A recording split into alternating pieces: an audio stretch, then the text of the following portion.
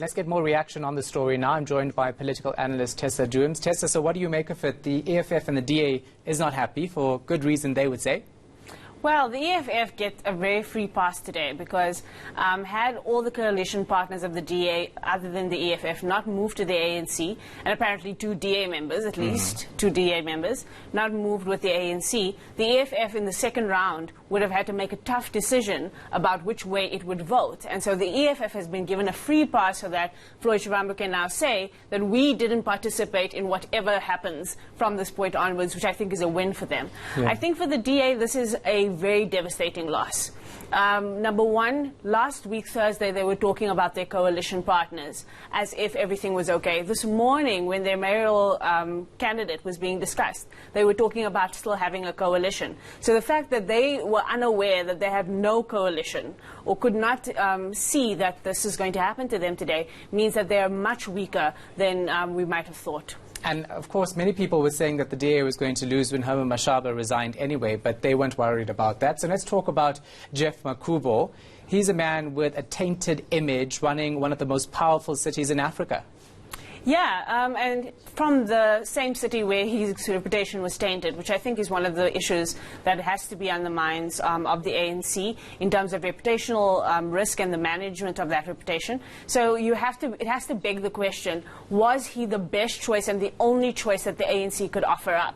You know, you would think that you would want to avoid somebody who's coming in with scandal, with Gupta re-elected scandal, with scandals around his own personal businesses being involved in the city and corruption around that. And so it really raises an eyebrow that the ANC thought that this was their best shot at going into the 2021 elections, where they now are in the seat of power and they could retain that power or they can lose it by their own hand now. And I think this is a bit of a liability for them. And of course it is a smack in the face of President Cyril Ramaphosa's campaign of clean governance within the ANC, because they put forward a candidate with all of these allegations which you mentioned. But I want to talk about residents and how we should watch out how this mayor operates going forward.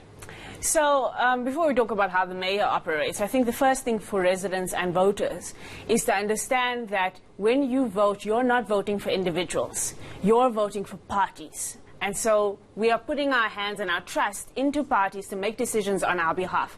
And so if we flash forward to 5 years from now, if we were sitting in this situation in Parliament, for instance, we might have one party that has, you know, just enough to maybe cobble together 50% and have a different result. And so as residents, this should be a moment for us to reflect on what our voting power is, but also what the limitations of that is.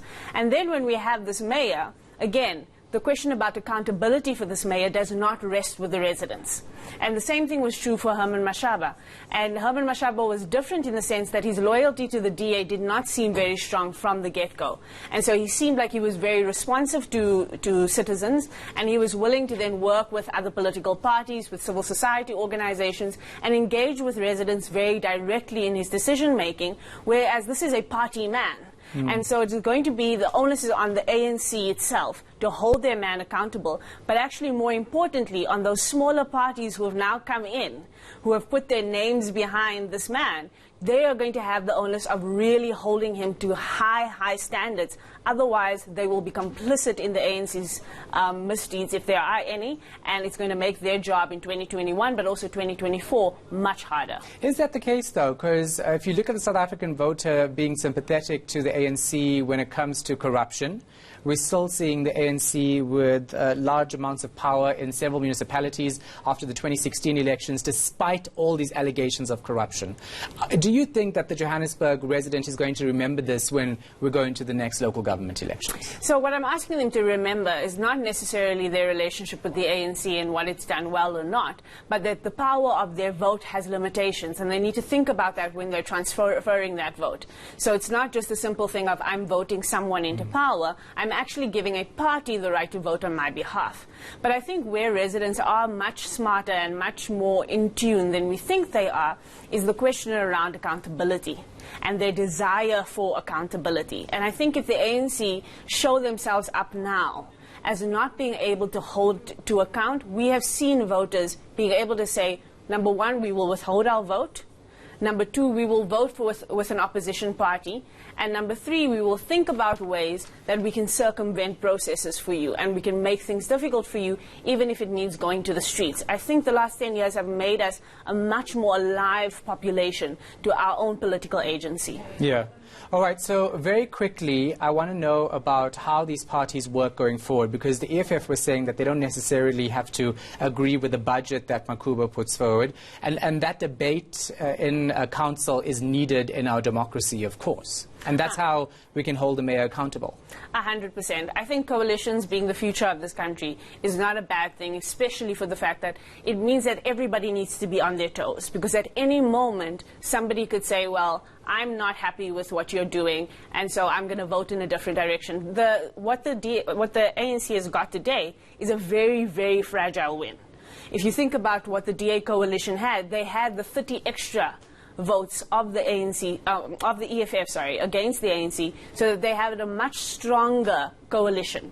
This is a slippery coalition. And so at any point, the ANC can find themselves in trouble if one of their coalition partners does not agree, which is great for us as citizens. That means that even the person who voted for a party that just got 1 seat, that party can be lobbied to make a fundamental difference in the kinds of votes that come up. Budget votes and many different kinds of votes in terms of passing particularly projects and programs that have lots of money attached to them.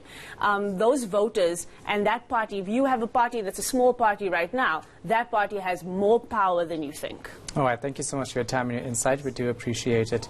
That, of course, is Tessa Jones.